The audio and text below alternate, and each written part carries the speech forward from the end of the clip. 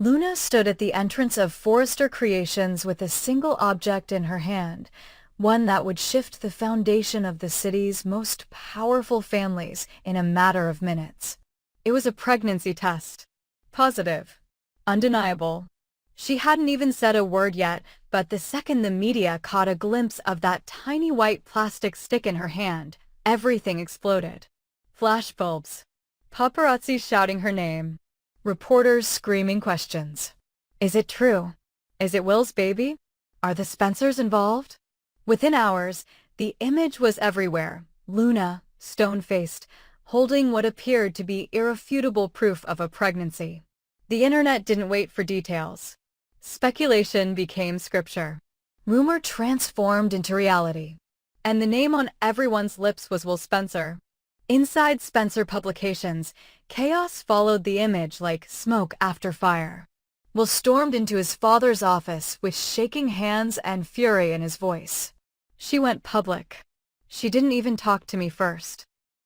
I don't even know if it's true. Bill Spencer didn't panic. He'd seen worse. But this wasn't just another scandal. This wasn't a PR crisis. This was legacy. And legacies were worth fighting for. He turned to his son with cold precision.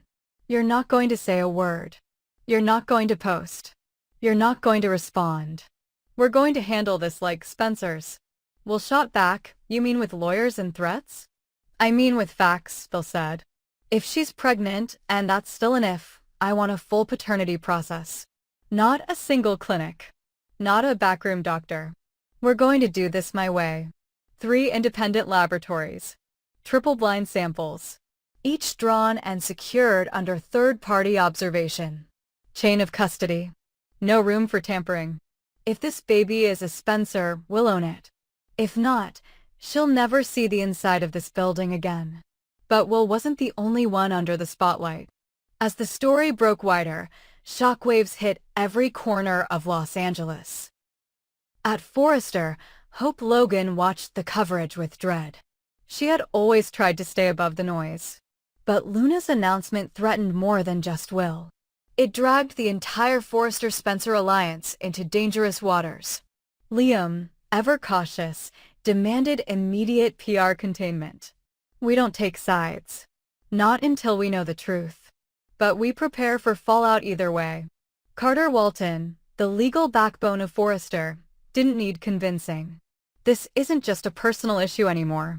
If Will's the father, the child becomes a public interest. Media won't stop. And Luna, she's positioned herself as a sympathetic figure.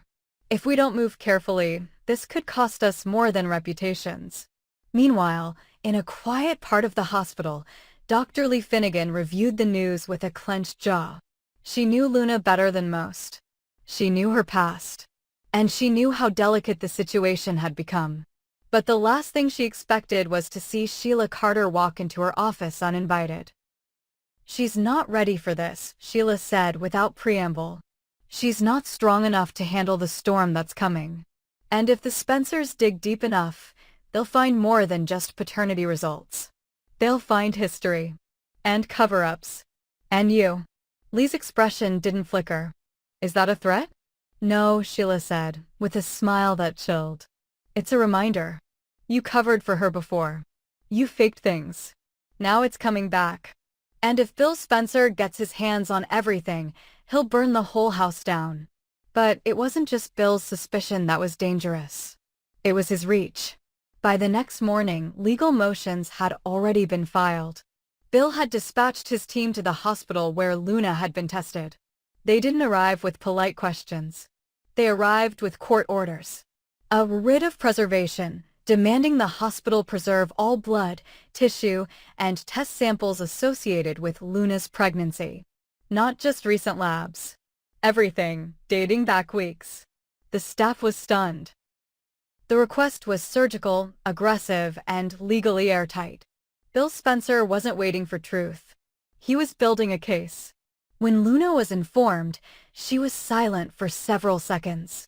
Then she whispered, "He doesn't believe me." Sheila, ever circling, offered her the same dark suggestion she'd made before. You can still change the samples. No one will know. You say the baby's his? Then make it his. Bill can't fight science that says you're telling the truth. But Luna shook her head. If I lie now, they'll destroy me later. I only have one chance left. And it has to be the truth. She stepped into the hospital for another test under full legal supervision. 3 sets of samples were drawn, labeled, and locked into tamper-proof cases.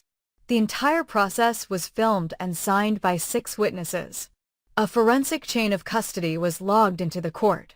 The samples were then distributed across 3 separate couriered routes, each monitored by GPS and escorted by private security to different DNA testing facilities. Back at Spencer headquarters, Will tried to make sense of the impending result.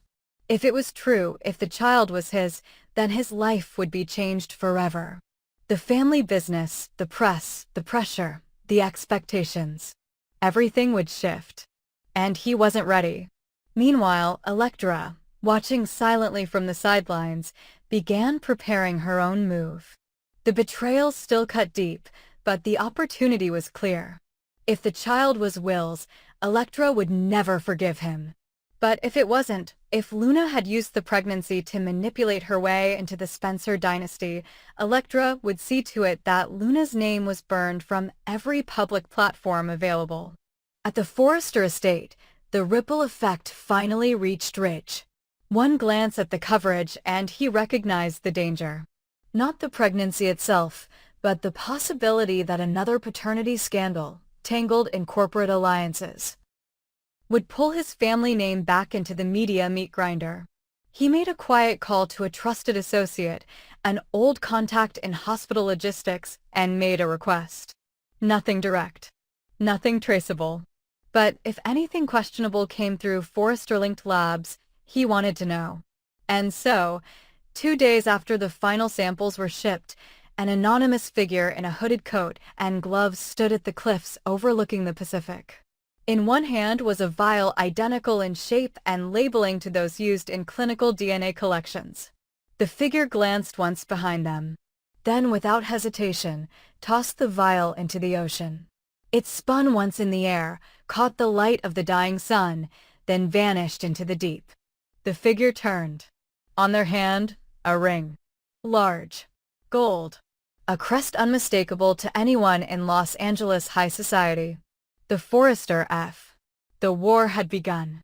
Bill's legal team filed a second writ that afternoon, demanding the immediate forensic audit of all lab procedures tied to Luna's pregnancy. The court agreed, citing evidence of potential tampering. The judge ordered a full sealing of the results until independent investigators could determine chain of custody integrity. That meant silence. No names. No father. No press release. And no one would see the truth yet. Now, all sides are preparing for the 6 to 8 week gauntlet ahead. Courtrooms. Depositions. Sworn testimony. NDA violations. Hospital reviews. And media firestorms. The Spencer dynasty stands at the edge of implosion. Forrester may be drawn into its orbit whether they like it or not. Hope, Liam, Carter, all are being pulled into questions of morality, trust, and corporate consequence. In the background, Sheila watches everything with quiet glee. And somewhere in the Pacific Ocean, the truth is sinking fast. The revelation shattered the last threads of denial, holding the Spencer family together. The DNA results came back, clear, indisputable, and legally sealed with 3-way verification. There was no tampering, no loophole, no space for arguments or deflections. The child inside Luna was undeniably Will Spencer's. The courtroom gasped when the verdict was read, but Bill Spencer didn't move. His eyes remained locked on Luna, the woman who had brought chaos into his dynasty, the woman whose name was already dragging the Spencers through fire in the press, the woman he now considered not just a liability but a threat. Yet she carried his bloodline, his legacy, his grandchild. That fact alone forced his hand. After the announcement, Bill summoned his son to his office in a meeting so cold it froze Will in place. Bill's words cut without hesitation. "You're young. You're reckless. And you made a mistake that will follow you for the rest of your life. But this isn't just about you anymore. That baby is a Spencer. That baby is mine to protect. And I'll do whatever it takes to make sure it's raised right, safe, and far away from the chaos its mother drags behind her. Will try to protest. Dad, it's my child. I can take care of it. Bill slammed his hand on the desk. You couldn't even take care of yourself the night this all started. Do you think you can shield a child from the sharks circling this family? No. That's where I come in. From this moment forward, Luna lives under Spencer's surveillance. She doesn't go anywhere without eyes on her. She doesn't make decisions without them being cleared. And when the baby is born, she's gone. Out. Finished. The child stays. The Spencer name stays untarnished. But Luna Carter, she will never set foot in my home again. True to his word, Bill had Luna moved into the Spencer mansion the next day. Not as family, not as a guest, but as a prisoner of luxury. Guards monitored the hallways. Cameras tracked her every move. Every phone call she tried to make was logged. Every doctor's appointment was arranged with Spencer attorneys sitting in the corner. Luna felt the walls close and tighter every day, realizing Bill wasn't protecting her, he was containing her. Luna tried to reason with him once. This isn't right. You can't just lock me up like some possession. I'm carrying your grandchild. Doesn't that count for anything? Bill's response was sharp, uncompromising. That's the only thing that counts. You don't matter. The baby does. And the sooner you understand that, the easier this will be. But outside the mansion, another storm was already building. Electra had watched everything unfold in horror. The betrayal still burned in her chest, sharper than anything she'd ever felt. Will, the man she had trusted, the man she had defended, had not only slept with Luna, he had fathered her child. Every headline that screamed Spencer heir expecting with murder suspect was like salt in an open wound. And the image of Luna being escorted into the mansion under Spencer protection pushed Electra into a rage she could no longer contain. She stormed into Forrester, her voice echoing through the halls as she screamed at Hope and Carter. She doesn't deserve protection. She doesn't deserve sympathy. She ruined my life, and now she's going to raise a Spencer heir under their roof? Over my dead body. Carter tried to calm her, but Electra wasn't listening. Her fury had curdled into something darker. Every day she watched Luna grow more secure under Bill's suffocating protection, her pregnancy progressing without disruption. Every day she felt herself slipping further into irrelevance, her love story with Will erased and rewritten in the tabloids as if it had never existed. And every night, a question gnawed at her: what if she could end it before it began? The thought turned into obsession. What if Luna lost the baby? What if the pregnancy didn't survive? The scandal would collapse. The Spencers wouldn't be tied to her anymore. Will would be free of her. And Electra would get her revenge. She began to whisper her intentions to a few confidants, testing their reactions. Most recoiled, horrified.